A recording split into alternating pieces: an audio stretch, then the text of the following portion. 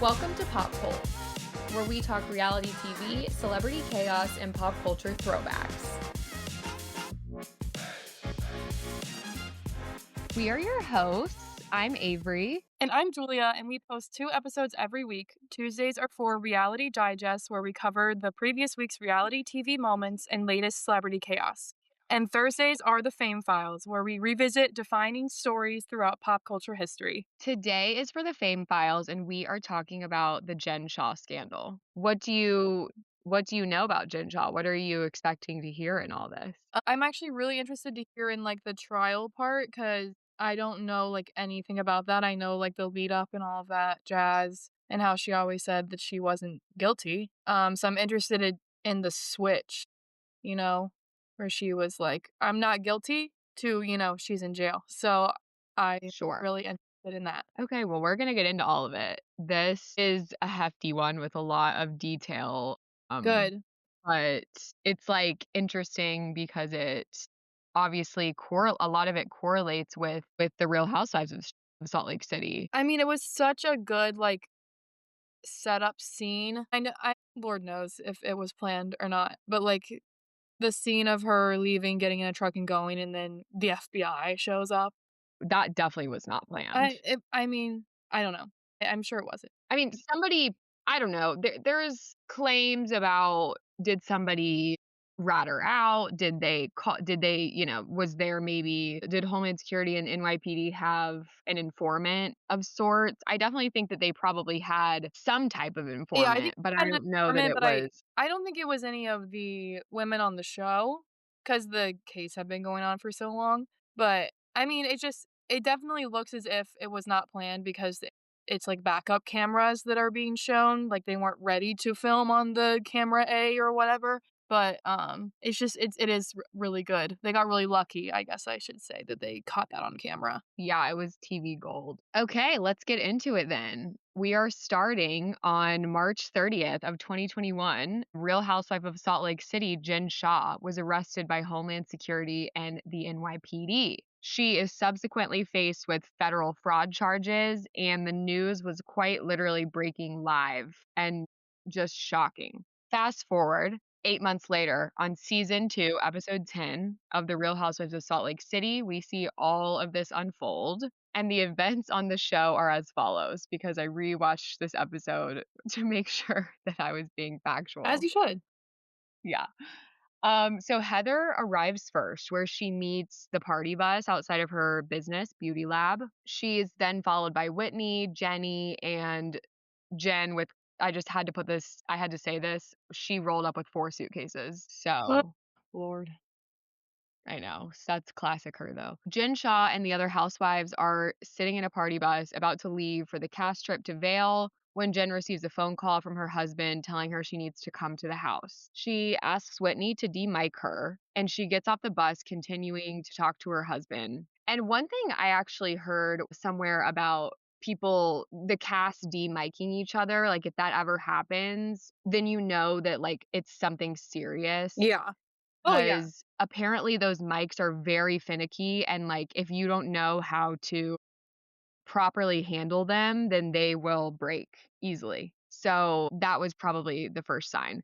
But while she's on the phone, Lisa then shows up, and Jen tells Heather that Sharif is in the hospital with internal bleeding and she needs to leave and go to the hospital to be with him. Then she mumbles to Heather, I don't even know what's going on. And this is solely my own speculation, but in that scene, she and Heather kind of have this moment of eye contact that's making me feel like at that moment she was trying to convey something to Heather. I don't know. It was weird because she's saying she just got off the phone with him. He has internal bleeding. And then she's saying she doesn't know what's going on. It's a little confusing. Also, she's just extremely calm, but I do understand when in certain situations like this where something absolutely insane happens, sometimes your gut reaction is to just be calm, but she's very cool and collected as she leaves, for sure. She definitely is. So at that point, Jen leaves and she gets in her car. I'm sure somebody from the Shaw squad was driving her. And the other women are talking about canceling the trip. And it's kind of funny because off screen, the producers are questioning them, are you guys serious about not going?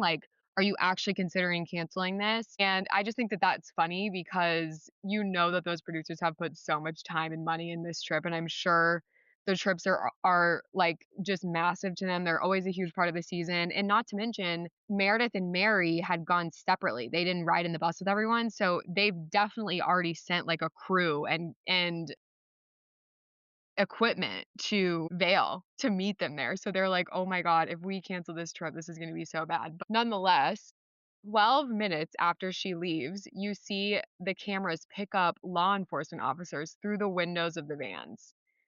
It's none other than Homeland Security and the NYPD, and they are telling producers that they're looking for Jen Shah, asking them when did she leave, what car was she leaving in, asking if she's okay. They're kind of like saying, well, we just want to make sure that Jen's okay. We don't like nothing's wrong. We just want to make sure that Jen's okay, which is I think Whitney even says it later in the episode. Like that's definitely a tactic to get them so that they can get us to tell them where she is. Well, also, like, you can't tell someone else they're about to go arrest someone. Exactly, exactly. So all of this is happening, and I just have to put in a little side note here because I have always found, look, I'm not the biggest Lisa Barlow fan, but I have always found her reaction in this scene Weird. really so weird. Like, why is she crying on the phone with her husband? Nobody else is crying. Everyone else is remaining calm. They still think this is like a prank. And even if it wasn't, I feel like their first initial thought is like, oh, this is probably nothing. It's like probably just a misunderstanding. But she's on the phone with her 6 I was about attorneys. to say she calls, like, all 6 of her lawyers, crying on the phone. She's like, "Should I be worried about this?" What do you mean, "Should I be worried about this?" What does that mean? It was very odd reaction for sure. Yes, like I just think the automatic jump to the dramatics was a lot. But then again, that is Lisa That is Barlow. well, that's all of their jobs, honestly. So true. Lisa also tries to call Jen's assistant, Stuart, or Stu. You'll hear him referred to as Stu sometimes, who we'll talk about. We'll talk more about Stu in a bit. But honestly, I loved like how they were all debriefing in the van. Like they were like, okay, let's get this show on the road. We're gonna go. And then they're debriefing. They're picking apart every detail of it, truly beating a dead horse, just like trying to make sense of this. But while they're on the way, around 12, around noon, they're on the road, and Whitney somehow comes across an article about Jen's arrest. I don't know if someone sent it to her, Justin sent it to her, she just happened to stumble upon it. So she finds an article that Jen has been arrested by Homeland Security and the NYPD. This is where we're gonna stop with the events that unfolded directly after her arrest because we have got to take a big step back because how did we get here? So you might be wondering, and I have always actually wondered this until I started looking into this, how does the NYPD get involved in this? She lives in Utah. That didn't ever make sense to me.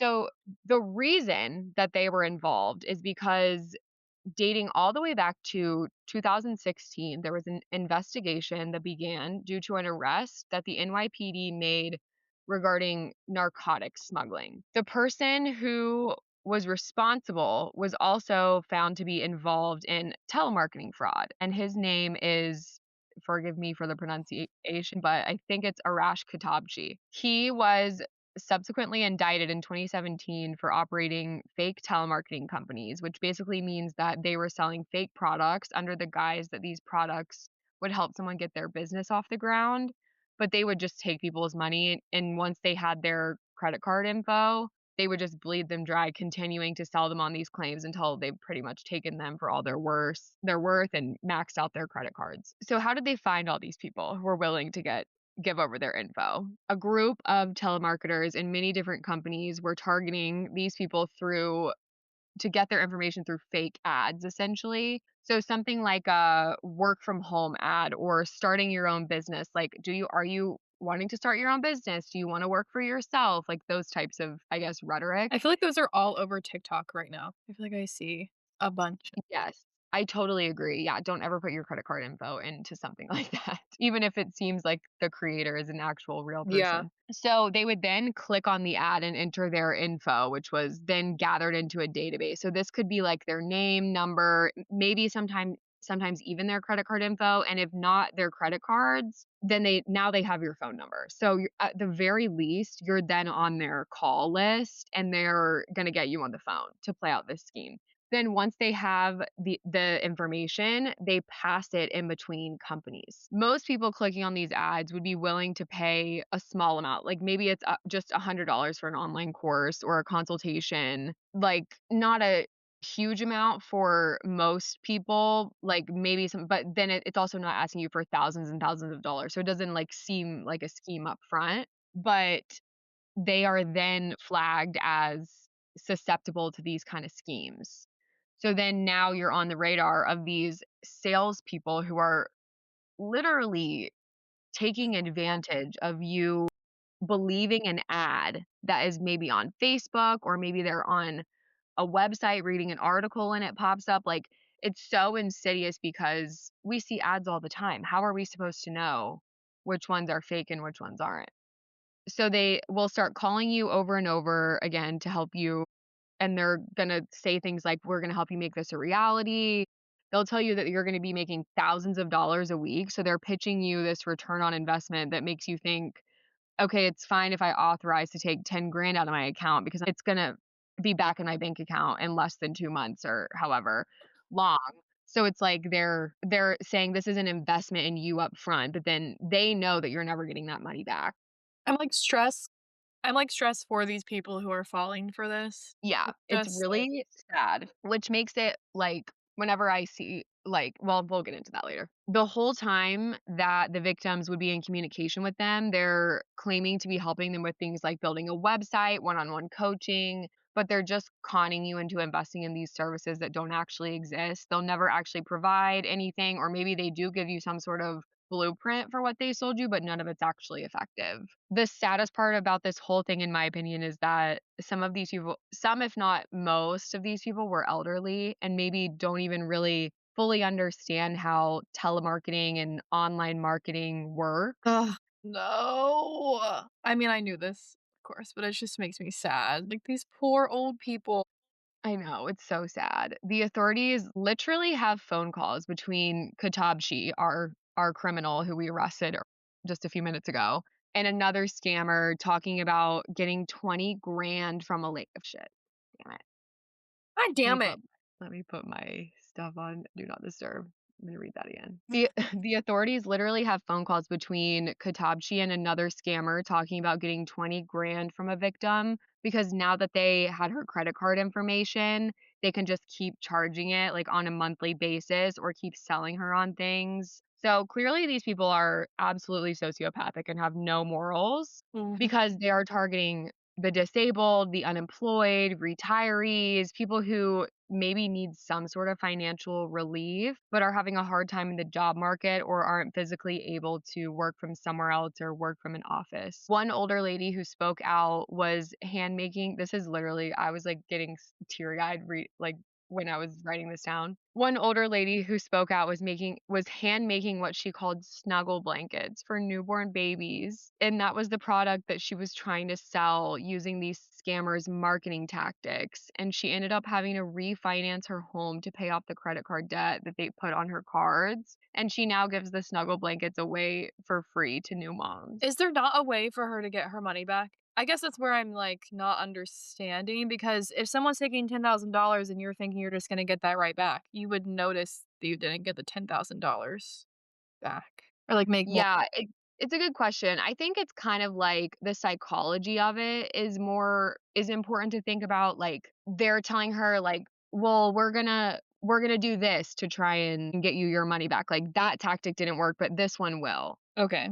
Type of thing. Or maybe like it's going to take a few months for you to get your money back, that kind of stuff. It's like they've already invested so much money with these scammers that they don't know are scammers, that they're like, well, I have to get some sort of ROI now because I've already sunk 10 grand into it or something along those lines. And we'll talk about this a little bit too. Restitution is an aspect of this case. I'm not sure about this woman in particular, but that is part of the punishment for the people who committed these They have crimes. to pay back what they took. Yeah, exactly. Most of the victims, though, have not gotten any of the money back that was taken from them, and anybody who was involved in this aspect of the crime were arrested in 19. So that was a little bit of background about telemarketing schemes, and let's talk about how Jen Shah becomes involved in all of this. During the course of this investigation, the feds found evidence that these scammers had not only had offices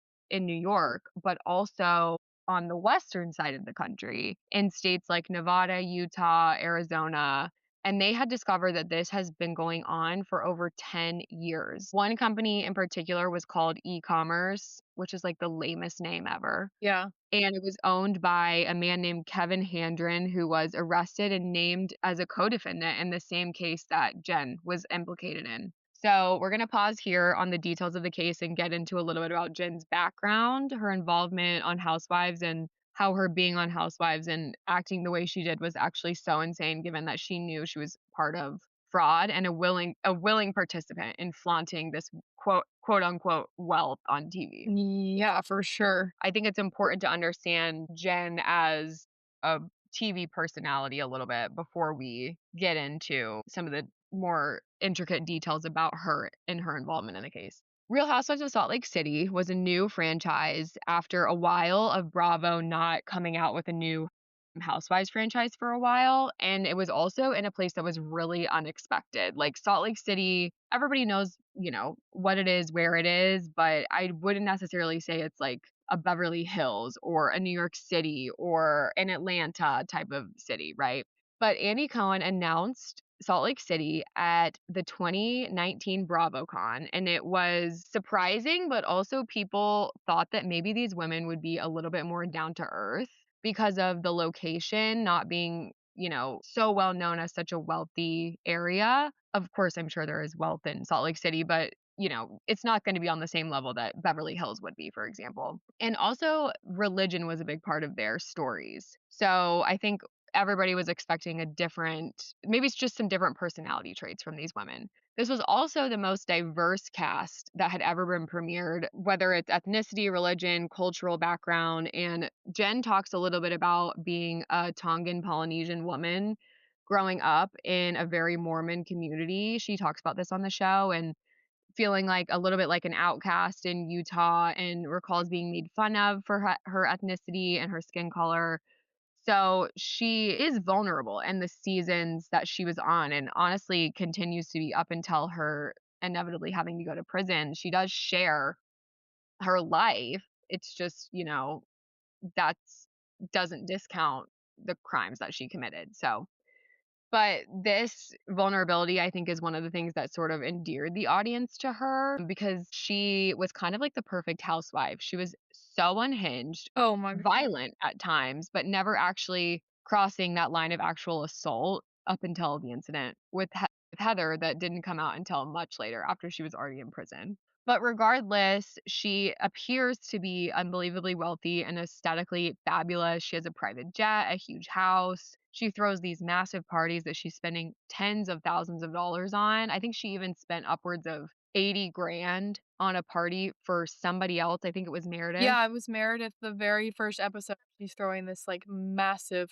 party. Insane. That alone is enough of a red flag in my book. But she also had her own personal stylist who would create these custom dresses for her, which would be upwards of $10,000 each. What really made her the star of this franchise was her season long, and this is in my opinion, her season long fight with Mary Cosby in the very first season when Mary told Jen that she smelled like hospital after Jen had been visiting her aunt in the hospital, who had supposedly just had to have both of her legs amputated. Now, I don't want to laugh because if that's true, that's obviously tragic, but I just think anybody who watches that is like, what is going on here? I mean, it was like it felt like the world's longest fight. over just a couple of words that neither of them could let go. And everybody knows that Mary says out of pocket Oh things. my That's no god, yeah. secret. So she was like the perfect polarizing character with equal parts lovers and haters, including her own castmates, and also had this unattainable lifestyle that people watching are wishing they had for themselves. Like nobody is wants to watch somebody that's, in the same financial situation as them. They want to watch people who are just frivolously spending money because that's more entertaining. But there were questions about where her money came from, as her husband Sharif he was just a coach for the Utah Utes, I'm guessing. I don't know how to pronounce that. We're gonna go with the Utah Utes. So he was not a head coach or anything like that. He was like, I think, I don't know, an assistant coach, or maybe he coached a specific position. I don't know anything about sports, but the point being is that it's not like he would have been making millions and millions of dollars in this role. He was a practicing attorney for 12 years in commercial litigation and personal injury. And I think it's widely perceived that lawyers make a lot of money. So maybe that they just thought that's where it was coming from. Sharif was, even with his coaching job, was probably making six figures, but still not enough to fund the lifestyle that she was at least presenting on the show. So just from a very quick Google search, there is no research involved in this, but Google is telling me that Sharif Shah made $700,000 a year, which is a good amount of money. But if you've seen her closet on that show, there's no way, not with the house and the kids. And she later says that she was financially supporting her entire family as well. I'm not sure, but literally everybody in her life she was supporting financially, and she was paying an entire team and hosting $80,000 birthday parties. So with that kind of salary, that would not check out. Yeah, no, agreed. I mean, $700,000 a year is a lot. I don't know what Utah's state income tax looks like. So, I mean, it could be as much as 30%. I have no clue, but I mean, still, that is definitely a lot of money. But again, I mean, ultimately, maybe they could have funded that lifestyle on his salary, but it would have been irresponsible. Yes. They would have been spending money really irresponsibly. So that's Sharif. That's how he was making his money. But all we really knew about Jen's line of work was that if she was ever questioned about where she got her money, she would just say that she ran a multitude of companies and businesses and would always refer to some sort of algorithm when it came to people pressing for specifics. She would just say, like, it's the algorithm, or like, we make the algorithm or something. So I guess she's implying that she and her team create the algorithm that pertains to the type of ads that people are served when they're online or shopping online. So this all begs the question, where is the money coming from? This kind of wealth, especially in Salt Lake City, was just kind of unexpected. This is not Real Housewives of Beverly Hills or New York. And allegedly, she was hiding a lot of her spending from Sharif, to the point where he actually consulted a divorce lawyer, I guess because it had gotten so bad. Interesting. In addition to all of the stuff that we're seeing her spend money on via the show, we as viewers are then introduced to the quote unquote Shah Squad, which is a group of people who worked for Jen doing her hair, glam, styling her, and as well as her assistant Stuart Smith, who, spoiler alert, was also implicated in the same crime that she was. And it's kind of like funny because I feel like she's living this lifestyle of truly an A-list celebrity when she is a reality TV star. Did she have the Shaw Squad prior to the show? I'm assuming yes. I think maybe she had Stuart, but I would say, if I this is my best guess. I don't really know, but if I had to guess, she probably hired the rest of them after she got on the show and realized how often she would need hair and makeup and styling and all of My that. other question is, how much do you know how much Real Housewives make, like, off the I show? don't. I don't. I'm curious. Yeah. I mean, I would say it's a hefty amount. I do think also sometimes they get money to, like, Bravo will give them a certain amount of money per season to spend on things like that. They'll get sort of an allowance or of sorts. But going back to Stuart for a second, the perception was that he was really way too old to be her assistant. He had been working for her for over a decade. Most people, I think, would assume that they would maybe move up a rank or two in that time period, but he was unequivocally loyal to her, and we often saw him on her seasons of Salt Lake City. They would have heart to hearts about how much they meant to one another. She would refer to him as her best friend, and we always saw her treat her employees well. But then there was a video that got released on March 5th of 2021, right before she was arrested, that her stylist, Bud Johnson, had recorded in November of 2020 that got leaked. There's no clear answer on how it got leaked, or at least nobody's come forward. I'm sure Koa knows, but we don't. The video shows her screaming at him basically about an outfit that she was supposed to wear to a Bravo event, and something happened or miscommunicated. He claims verbal assault and even says that she's throwing things at him. We can't really see. I think we see her, you can see her throwing something, but you can't see whether she's throwing it at him or if it hit him or anything like that. They still don't really even know who recorded it because there were so many people in the room, but I'm sure it was chaotic. There are accusations that she also threatened to physically assault her employees, and she maintains that he completely skewed the story. I did. And yeah, it's crazy. And just to throw this out there, because I think it's minor but important detail that kind of relates to her situation later down the line and after her arrest, her stylist, Koa, said that many of her clothing items and jewelry were not hers and she leased or borrowed them. And the concept of leasing is gonna come back. Uh-oh. So now that we've set up how we got here to her arrest, we're gonna come back to the events that happened on March 30th, 2021 and talk about what happened after she was arrested. So she was arrested by Homeland Security and NYPD and is subsequently faced with federal fraud charges. In footage from the show, someone called her on the phone to tell her that she needs to leave. Whitney turns her mic off. We then see the authorities ask the crew where she is, and the allegations that followed were that she was basically running a nationwide telemarketing scheme, that she essentially had lists of people whose personal information she had access to that she sold to these telemarketing companies who would then use that information to gain access to those people as well so that they could be scammed over and over again. And her particular demographic, as with the other case, was elderly people. She is charged with conspiracy to commit wire fraud and conspiracy to commit money laundering, both of which could have put her in prison for 20 to 30 years. Oh, jeez. And unfortunately, Jen was not the only one that came face to face with law enforcement that day, because they went to Jen's home where they did not find her, but they found her son, her nephew, his wife, and their son in the house. And I believe that some of her family even got put in handcuffs, or at the very least were being detained in some way. And the reason I bring this up is because first of all, it's in the episode of Salt Lake City where Yeah, the guns on the she gets arrested. there were, like, officers with guns, like, on the cameras of the front door. Yeah, on her little Ring camera or Yeah. whatever.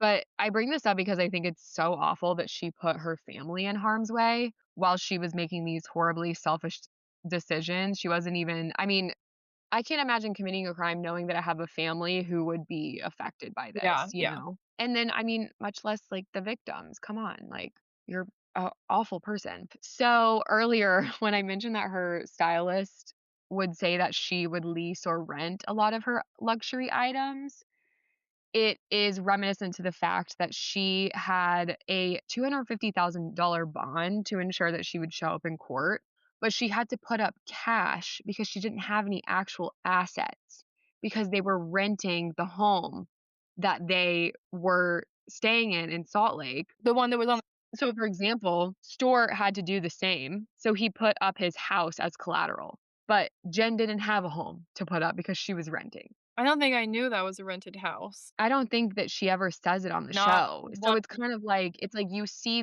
this footage of her massive home, and then you think it's hers and it's To not. me, like, it felt as if she had always lived there, but now I'm Yeah. imagining she, like, moves in days before filming started. Yes, which I do actually think is kind of a common thing. Like, I'm pretty sure that like Meredith Marks does the same thing, Well, I mean, I which I like, in the context of being on the show, I totally understand. You're meant to look pretty wealthy on the show. But then in the context of her, it's like yeah.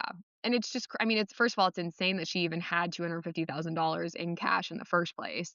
Unreal. But also like it just seems like she was acquiring all this wealth, but she didn't actually like own anything to her name, you Mhm. know?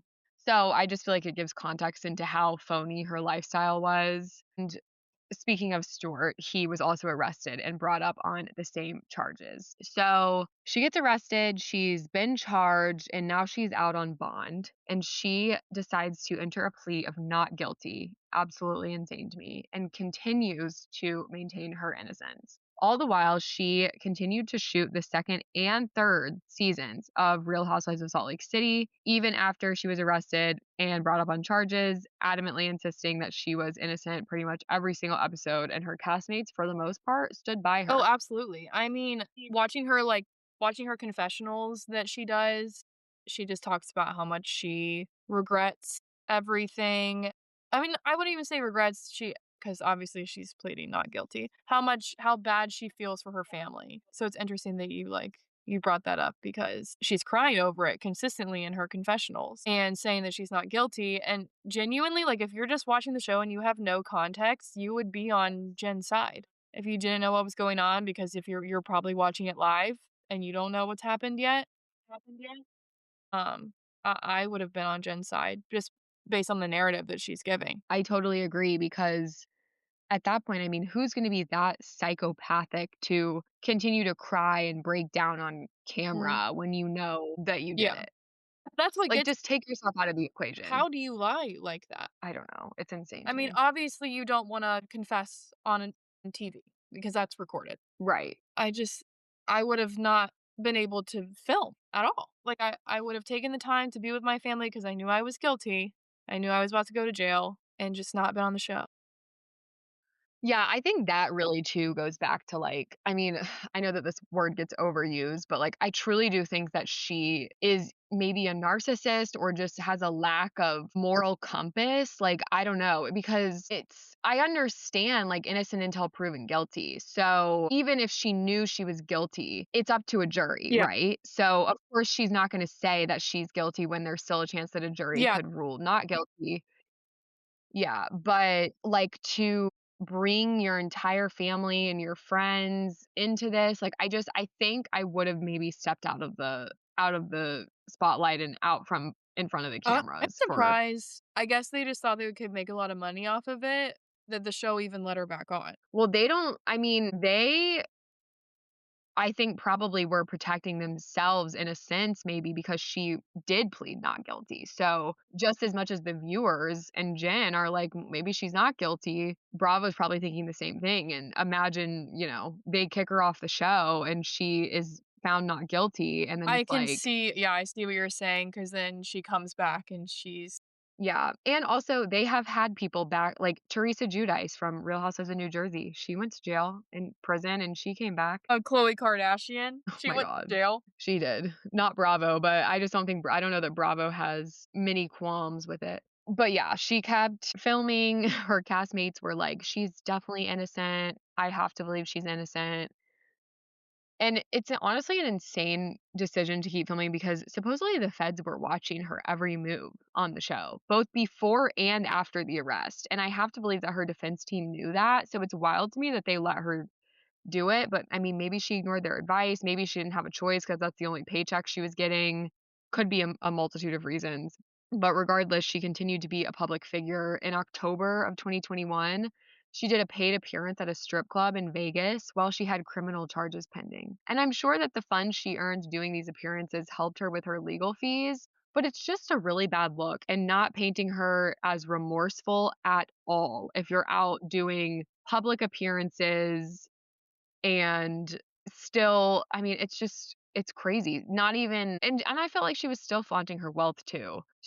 I mean, she just was not showing any signs of changing her lifestyle or even just pretending to be humble. There was even a mention, I'm not sure by who, of Kim Kardashian joining her legal team. I don't know how real that is, but regardless, like it's just drawing that kind of attention for a crime that you did Well, yeah, commit pretty much goes just everything wrongfully, like, what's the word? she Kim it goes her draw if it was Jen or whoever it was, like, drawing that kind of attention to a crime that you did commit goes against pretty much everything Kim stands for when it comes to getting the Yeah. wrongfully accused out of prison. That is her whole thing. Her whole thing is And the cherry on top of all of this was her intro in one of the seasons of Salt Lake City. I think it was season 2, but honestly, I'm not sure because I couldn't it's find season it. 3. It's season 3? Okay.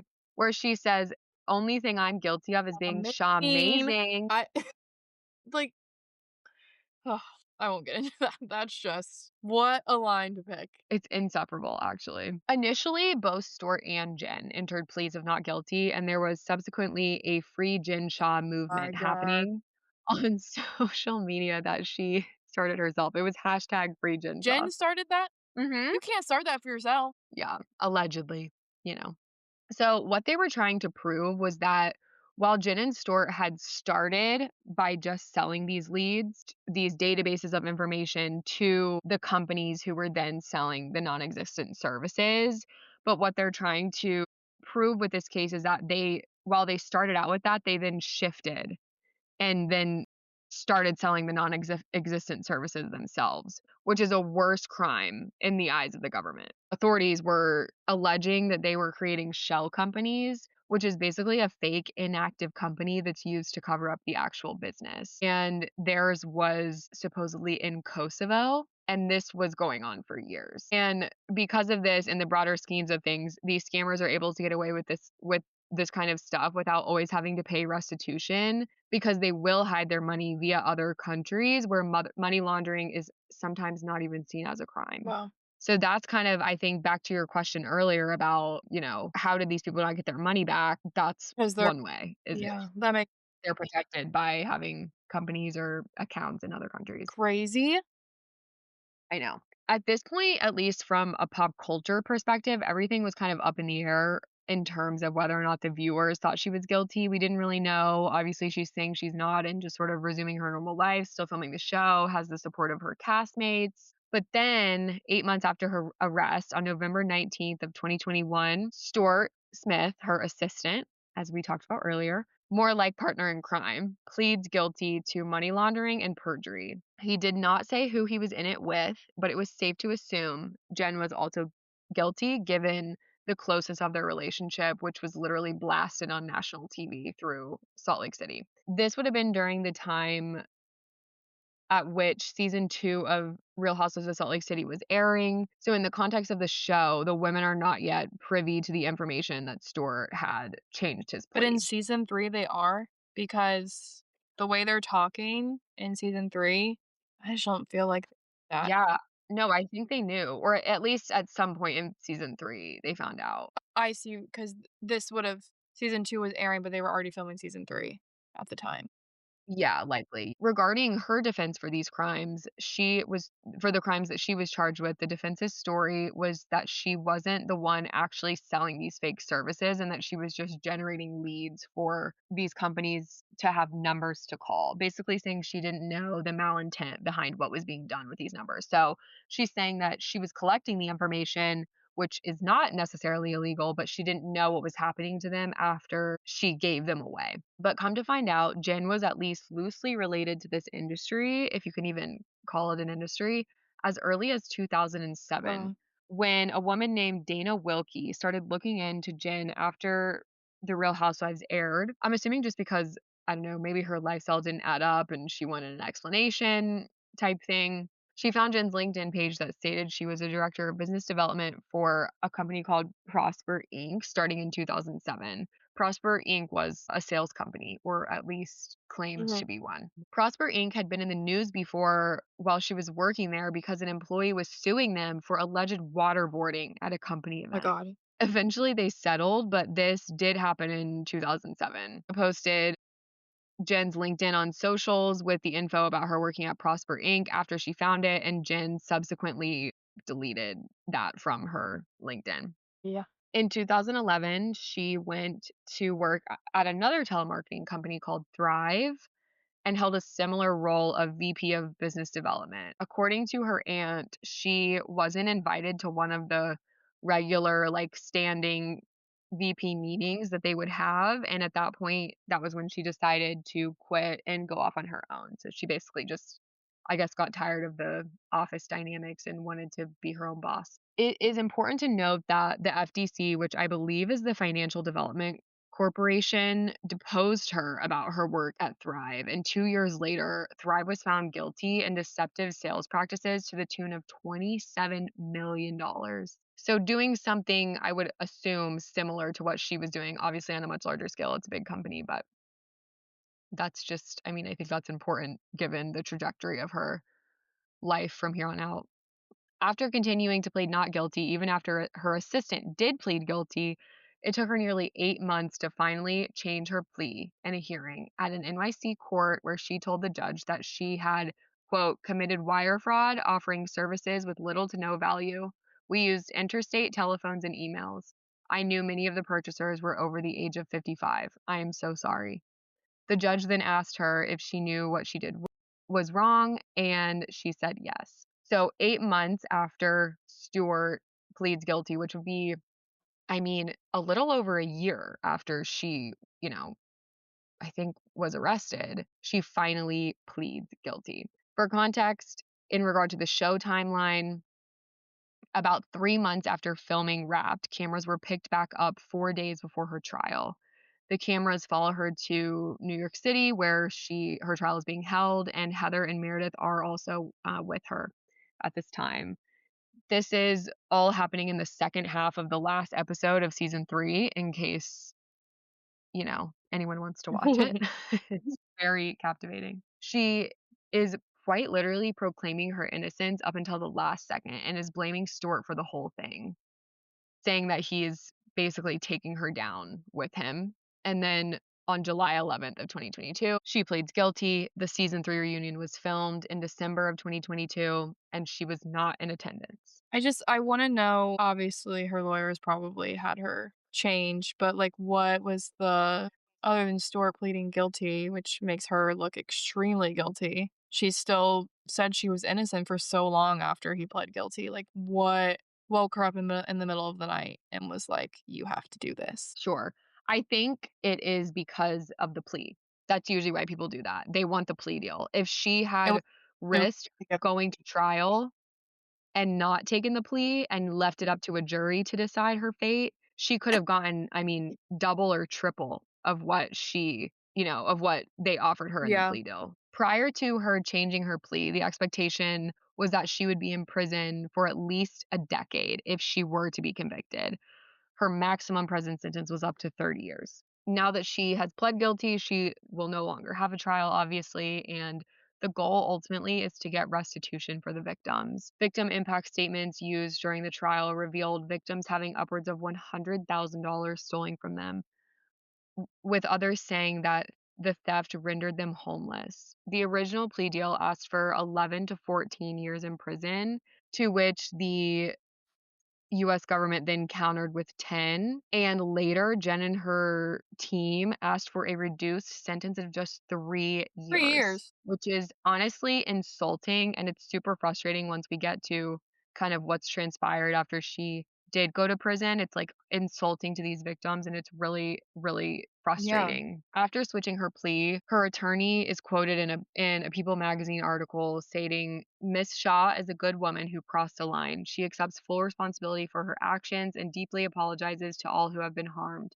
Miss Shah is also sorry for disappointing her husband, children, family, friends, and supporters. Jen pled guilty because she wants to pay her debt to society and put this ordeal behind her and her family." Do you think her family knew? That's like a whole conversation in that finale episode and in the next season, if I remember correctly. I mean, I think if I had to make my best guess, do I think that I don't think her kids had any clue, but I think her husband probably knew that maybe she was making money in a less than moral way, but didn't want to question it because he was afraid of the answer that he would get. Mhm. That's my Yeah. assumption. Her attorney tried to make the argument at one point in an attempt to explain her motive, and I'm assuming also to attempt to garner sympathy. She stated, quote, "Jen hoped that the TV spotlight would hide her pain. She spent years trying to hide her feelings to fake it until she made it.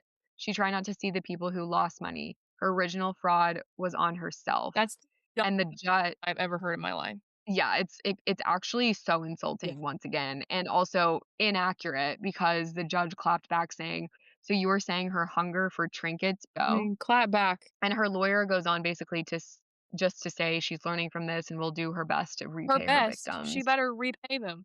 Right. It's unacceptable. Jen even claimed at one point that her actions were a result of untreated mental issues, which is so bold because I feel like people would try and tell her that she needed mental health while she was on the show, like with her anger management and stuff. Like if you are watching yourself back on a show and even that doesn't make you realize that you have untreated mental issues, like nothing will.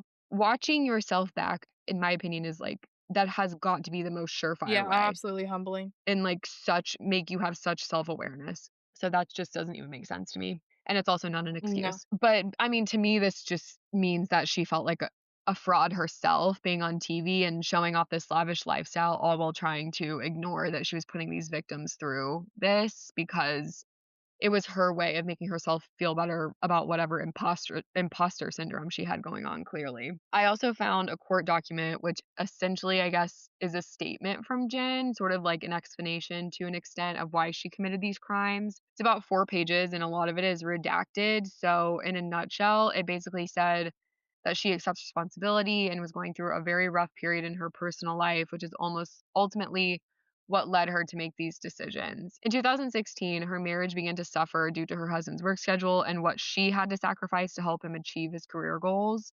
And they came extremely close to divorce. Somewhere in between 2016 and 2018 is when she started MPG, or Mastery Pro Group, which is what her telemarketing fraud company was called. She then lost her grandmother and her father within the span of a year. And in the midst of all this, she just really needed money. But she says that after her father's death in 2018, she never returned to their physical office. But and I think she's saying this in an attempt to say, like, I wasn't as involved as they're trying to make me seem like I was, but she was still participating in all You're of the still scams. the president of this company.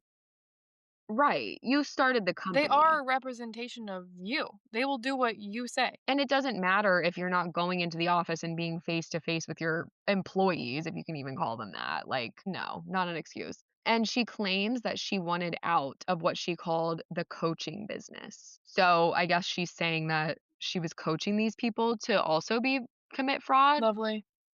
I don't know. That's Glad there's really more of them weird. out there.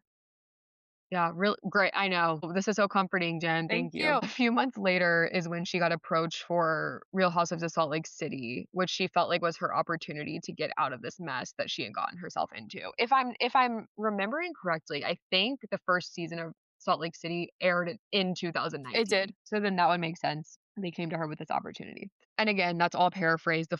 I'll probably link the doc in the show notes. I'm not sure if I can actually do that. But as I was reading that, I feel as if she was trying to kind of justify it because she was going through hard times, which like we can feel two things can be true at once. We can feel bad for her for what she was going through, but it's also does not negate any of the awful things that she did to innocent Yeah, people. absolutely. And just in case you were starting to feel bad for her, in a press release from January 6th, 2023, via the U.S. Attorney's Office of the Southern District of New York, it is stated that Jen Shah was an integral leader of this fraud scheme, starting let me back up. It is stated that Jen Shah was an integral leader of this fraud scheme starting as early as 2012 least. So don't let her Mm. fool you. She was HBIC. And the assistant U.S. attorney is quoted calling her crimes, quote, brazen fraud, and stated that, quote, every cooperator told us Jen Shah is the boss. They all knew who she was. Yep, sounds about right. On this same day, Jen was sentenced to 78 months or 6.5 years in prison. After her sentencing, which in my opinion, actually 6.5 years is not even No, enough. that's like barely any. If you can say that in months, I just feel like it's not enough. Right. After her sentencing, she made a statement in the courtroom saying, quote, I am sorry. My actions have hurt innocent people. I want to apologize by saying I am doing all I can to earn the funds to pay restitution. To my baby Omar, mommy is so sorry you were woken up at gunpoint. My late father, I want to tell him I am sorry. I am humbled by your love for me. What's So interesting in that is I am doing all I can to earn the funds. You have Yeah, them. that's a good point. Well, and it's like we were saying earlier, she has no assets to her name. It's not like she could sell a house and, like, How's she earning get the the money from that. she expecting donations? I mean, she has to have money saved up that she took from these people, you know? Just an odd way to say that. Yeah. So, to look at our timeline here, she's arrested in 2021 and finally sentenced in at the beginning of 2023. Her sentence began on February 17th, 2023 at FPC Bryan Prison in Bryan, Texas, which is a minimum security prison, and the judge also ruled that after her release, she would serve 5 years of supervised release. Is that just parole? I guess something is telling me that it might be, like, a little bit more serious than Okay. parole, like, they're gonna be keeping an eye on her money and Yeah. bank accounts I mean, probably, fair. credit card activity, stuff like that, but I'm not an attorney, so that could be wrong. So along with her prison sentence and her 5 years of supervision post-prison, she also had to forfeit $6.5 million, 30 luxury items, 78 counterfeit luxury items, and has been ordered to pay $6,645,251 in restitution. Damn. So about $12 million with point 0.5 in the restitution pay. Yep, Wow. exactly. And of course, this is like so Jen Shah coded. She has continued to be in the press and the pop culture media since being in prison. A huge story since she's been in this particular prison is that this is the same place where Elizabeth Holmes, the Theranos CEO, is serving out her sentence. And they have been photographed together multiple times. What are they doing, a photo shoot? I mean, it's like, I think they're friends. Are I guess birds of a feather flock together. I don't know.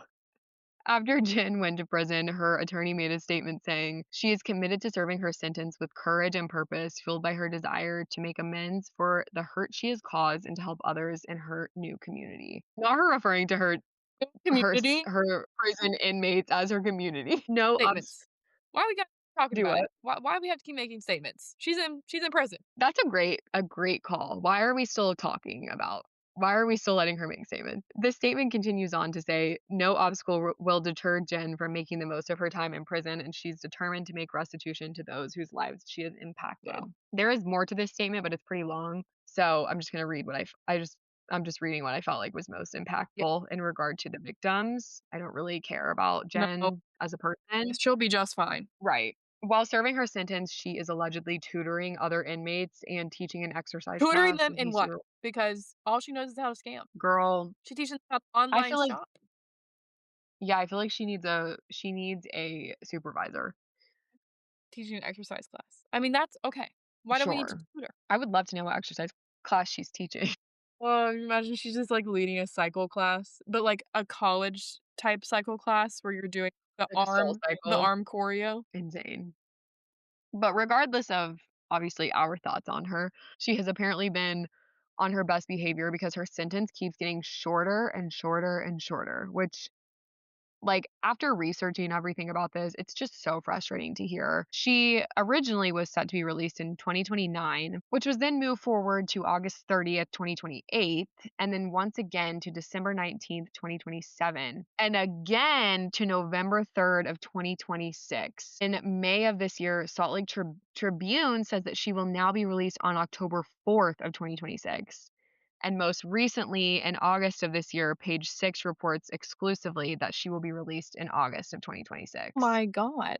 And I'm going to be honest, I couldn't find anything to substantiate this, but I I swear I have seen things that have said that she's getting out at the end of this year, if not like before the holidays. I feel like I saw stuff about her being on this coming season of Salt Lake City. Well, I mean, that's obviously already filmed. I guess I should say the next coming yeah. Salt Lake City, but We'll talk yeah. a little bit about that at the end. On May 30th of this year, a new post was added to her personal website showing her jump roping in prison and just spewing a bunch of bullshit that I'm not even going to read because it's just so clear to me that she's still so caught up in herself and her fame, just as she was prior to the arrest. Like, I just feel like she can say all she wants that she feels badly, and like if she, you know what, if she pays the restitution, that's really the best outcome here, and if she does that, then you know what, I'm fine letting her out of prison.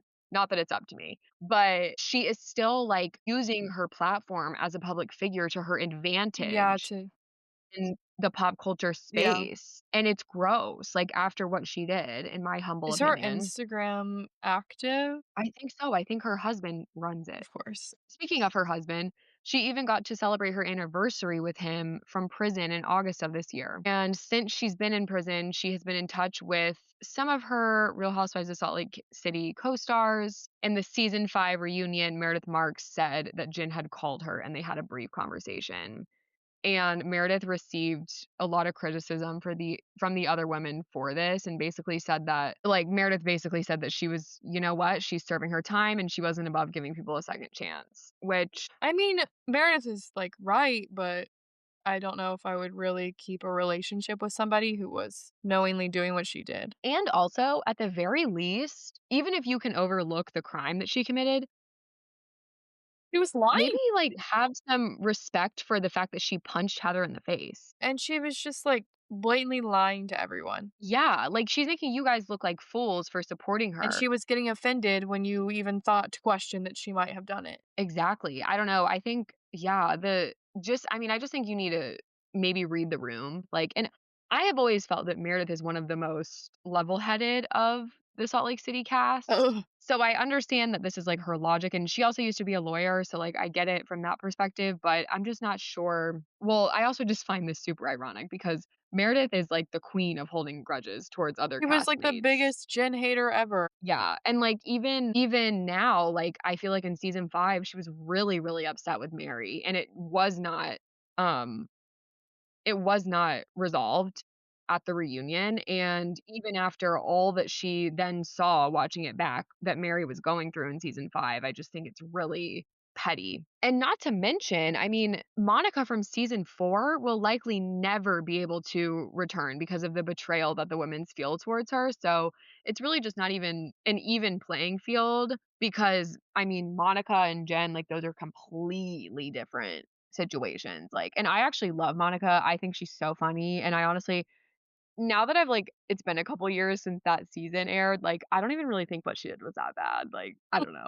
Especially because she always claimed that the women would send things to reality voluntees, so I mean, I you don't think can't you've gotten to that part yet, at but least she's openly admitting it versus people who are hiding it and sending it in anyway. yeah, and what Monica is doing is not harming anyone and not harming an innocent party, you know? She's not stealing $6 million worth of money. Right. But all that being said, I do have from a pretty reliable source that I won't name that she will never be You're returning such a to Salt Lake City. gatekeeper. I don't know if I'm We all allowed know who to. this is from. You do. So I wouldn't advise anyone to hold their It's breath. our very close friend who we only see on TV Yeah, who we only see on TV 4 nights a 4 week, nights a week. 4 or 5. So yeah, I mean that wraps up Jen Shah and her case and how we got to her arrest. I know it was a lot of detail, but hopefully the timeline made sense. No, I find it fascinating. Well, it's just it's hard for my brain to think about because typically when a season is coming out, they're filming the next one. So, like, they get to be ahead and we're behind, and then you have to think about it in terms of what they wouldn't have known at the time, but just so much was happening. I know. And the fact that she didn't come to the season 3 reunion is sort of, I mean, at that point, she had pled Yeah. guilty. So, I mean, I can't imagine what the women would have said to her. That would have been Emmy-winning TV. At least she was smart enough not to come to that. Yeah, and maybe, you know, in one of our Reality Digest episodes, we will if we start to see any other developments or if her release date gets moved up again, we'll try and keep up with that because, like, yeah, I know. So crazy how they keep moving her sentence up. I'm not here for it. But anyways, thanks for listening, and we'll see you on Tuesday for Reality Digest. And next Thursday, we will be talking about the death of Marilyn Monroe. Go forth and gossip. Thank you so much for listening. We hope you enjoyed this episode, and we will see you next week for more pop culture chaos. The stories we cover are based on research and publicly available sources. While we strive for accuracy, some details may be disputed or unverified, and this episode is for entertainment and informational purposes only.